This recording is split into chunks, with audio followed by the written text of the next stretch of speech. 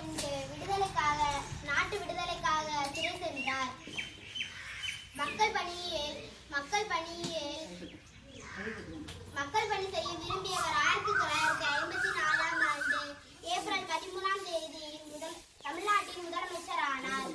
பள்ளி மாணவர்களுக்கு மதிய உணவு திட்டத்தை அறிமுகப்படுத்தினார். தமிழ்நாடு முழுவதும் பள்ளி மாணவர்களுக்கு மதிய உணவு திட்டத்தை வழங்கினார். கட்டாய கல்வியை கொண்டு வந்தார். 1954 முதல் 1963 வரை 9 வருடம் தமிழ்நாட்டின் முதலமைச்சராக இருந்தார். 2 முறை தேர்வு செய்து கிங் மேக்கர் என அழைக்கப்பட்டார். தர்ம வீரர், பெருந்தலைவர், கல்வி கண் திறந்தவர் என அழைக்கப்படுகிறார்.